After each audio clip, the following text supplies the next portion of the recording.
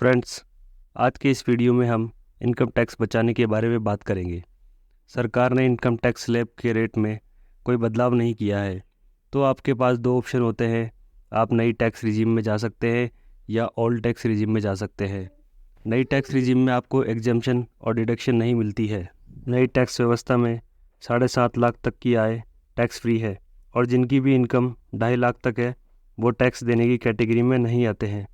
और जिनकी इनकम 3 लाख है तो आपको इनकम टैक्स रिटर्न भरना ज़रूरी है। अगर आप सैलरीड पर्सन हैं तो आप हर फाइनेंशियल ईयर में पुरानी और नई टैक्स रिजीम में चेंज कर सकते हैं। तो सबसे पहले है सैलरी पर आधारित टैक्स में छूट, स्टैंडर्ड डिडक्शन। इसमें आप 50,000 तक छूट क्लेम कर सकते हैं। फिर है HRA। इसमें आप अगर किराए से रहते हैं तो एक निश्चित सीमा तक छूट ले सकते हैं। अगर आप अपने पेरेंट्स के साथ रहते हैं तो आप उन्हें किराया देके भी HRA में छूट ले सकते हैं। उसके बाद है लीव ट्रैवल अलाउंस। इसमें 4 साल में 2 बार देश में यात्रा करने पर इसमें आए खर्चे को दिखाकर टैक्स में छूट ले सकते हैं। इसमें अधिकतम 50,000 तक क्लेम कर सकते हैं। फिर है रीएम्बर्समेंट। इसमें कोई ऐसा एक्सपेंस जो आपने अपने ऑफिस के बिहाफ पर किया है, जैसे ऑफिशियल पेपर्स, टेलीफोन बिल या इंटरनेट बिल के लिए टैक्स में छूट ले सकते हैं। Children education allowance.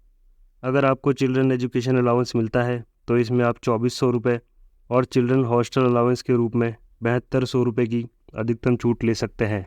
उसके बाद है प्रोफेशनल टैक्स। इसमें अधिकतम 2500 रुपये तक टैक्स में छूट ले सकते हैं। अब हम बात करेंगे निवेश के आधार पर टैक्स में छूट कैसे लें। Section 80C ELSS, mutual fund, EPF, PPF, सुकन्या समृद्धि, डाकघर जैसी कई योजनाओं में 1.5 लाख रुपये तक के निवेश पर टैक्स में छूट ले सकते हैं। उसके बाद है सेक्शन 80D, खुद या पति पत्नी और बच्चे के लिए 25,000 तक और माता पिता के लिए 50,000 तक हेल्थ इंश्योरेंस प्रीमियम पर छूट ले सकते हैं। सेक्शन 80E, इसमें उच्च शिक्षा के लिए लिए गए एजुकेशन लोन के ब्याज पर टैक्स में छूट ले सकते हैं। सेक्शन 80DD, इसमें विकलांगता के आधार पर 75,000 से 1,25,000 तक टैक्स में छूट ले सकते हैं। सेक्शन 24B में 50,000 तक छूट ले सकते हैं। सेक्शन 80CCD, इसमें NPS में 50,000 तक निवेश पर कोई टैक्स नहीं है। तो अब हो सकता है कि इसमें से कुछ फैक्टर आपके काम के होंगे या नहीं, पर आपको एक तरह से यह पता चल गया होगा कि किस तरह हम अपने टैक्स की कैलकुलेशन कर सकते हैं। इस तरह आपको अपने 10 लाख की सैलरी पर कोई टैक्स नहीं देना होगा। अगर अभी तक आपने निवेश नहीं किया है तो आप अपना निवेश 31 मार्च के पहले करें।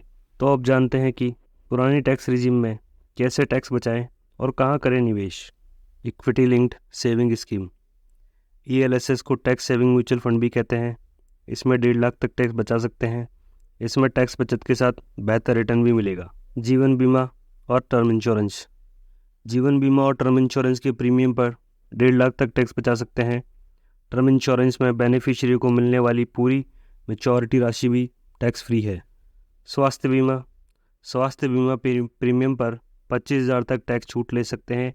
माता पिता की उम्र 60 वर्ष से कम है तो स्वास्थ्य बीमा में 25,000 की अतिरिक्त छूट पा सकते हैं और अगर 60 वर्ष से ज़्यादा है तो 50,000 तक अतिरिक्त छूट ले सकते हैं। उसके बाद है नेशनल पेंशन स्कीम।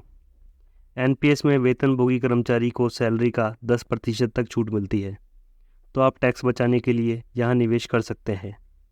जिनकी आय कम है उनके लिए नई टैक्स रिजीम सही है, पर जो निवेश करते हैं उनके लिए पुरानी टैक्स रिजीम फ़ायदेमंद है। तो फ्रेंड्स, कैसा लगा आपको ये वीडियो, कमेंट में ज़रूर बताएं।